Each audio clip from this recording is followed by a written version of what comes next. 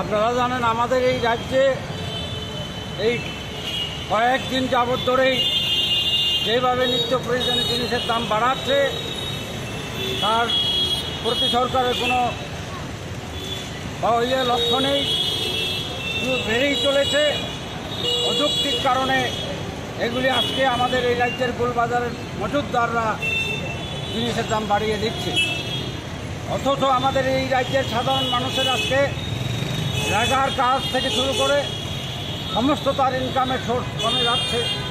তার ফলে আমরা আজকে এই আগরতলায় আজকে এই দ্রব্যমূল্য বৃদ্ধির বিরুদ্ধে এবং সরকারের অন্যান্য অগণতান্ত্রিক কাজের বিরুদ্ধে প্রতিবাদে আমরা আজকে এই বিক্ষোভ সভার আয়োজন করেছি।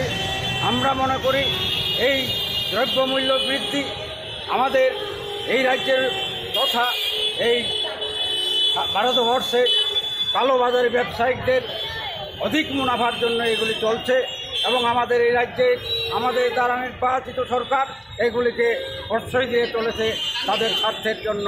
তাই আমরা মনে করি তার বিরুদ্ধে একমাত্র জনগণের ঐক্যবদ্ধ আন্দোলনে একমাত্র প্রতিরোধ করা সম্ভব। তাই আমরা আজকে 7 দফা দাবির ভিত্তিতে এই আন্দোলন শুরু করেছি।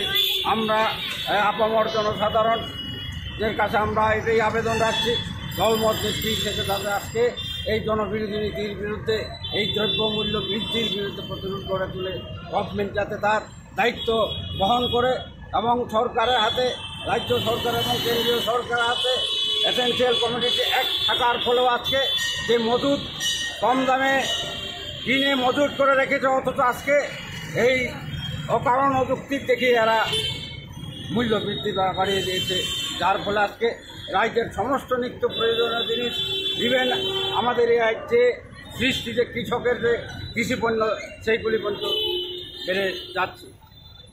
এই কারণে আমাদের আজকের এই বিক্ষোভ সভা। আপনার পরিচয়টা? আমি মলিন দেববর্মা, এসিসিআই রাজ্য সাংগঠনিক কমিটির